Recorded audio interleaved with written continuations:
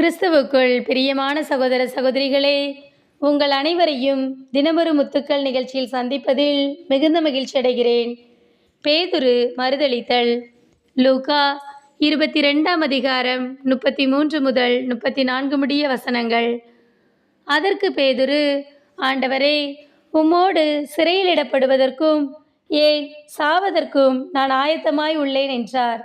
இயேசு அவரிடம், பேதுருவே, இன்றிரவு என்னை தெரியாது என மும்முறை மறுதலிக்கும் முன் சேவல் கூவாது என உனக்குச் சொல்கிறேன் என்றார். பிரியமானவர்களே, நம்முடைய வாழ்வில் நாம் பிரச்சனையான தருணங்களை எதிர்கொள்ளும் போது அதிலிருந்து வெளியே வர நமக்கு உறுதுணையாக இருப்பது நமது நம்பிக்கையே. அதுவும் கடவுள் மீது நம்முடைய நம்பிக்கையை வைத்து அந்த பிரச்சனையை எதிர்கொள்ளும் போது அதிலிருந்து எளிதாக விடுபட முடிகிறது.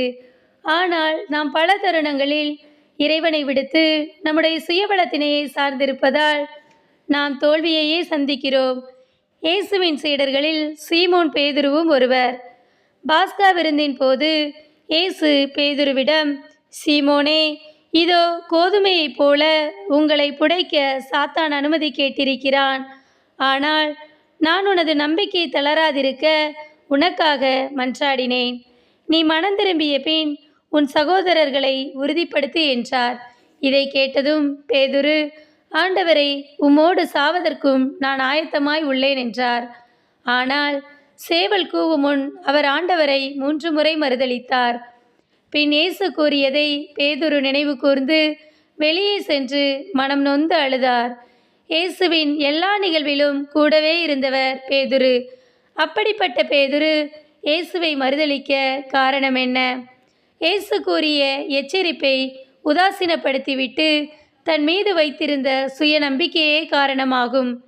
இன்று நாமும் இறைவன் கூறும் வார்த்தையையும் எச்சரிப்பையும் விடுத்து நம்மையே நாம் அதிகமாய் நம்பிக்கொண்டிருப்பதால் தான் வழி தவறி விழுகிறோம். ஆனால் பேதுருவை நாம் பார்க்கும்போது அவர் தவறினாலும் அதற்காக மனம் வருந்தினார், மனம் மாறினார். நீ மனம் திரும்பிய பின் உன் சகோதரர்களை உறுதிப்படுத்து என்று இயேசு கூறியதற்கேற்ப இயேசுவின் உயிர்ப்பிற்கு பிறகு பல இடங்களில் இறைவனுக்கு சாட்சியாய் நின்று பலரும் இயேசுவை அறிய காரணமாய் விளங்கினார். அவரை போன்று நாமும் மாறுவோம். அன்பு இறைவா, நாங்களும் பேதுருவை போன்று மனம் வருந்தி திருந்தி இனிவரும் காலங்களில் உமக்கு சாட்சியாய் திகழ எங்களுக்கு உதவி செய்யும் இறைவா. ஆமேன்.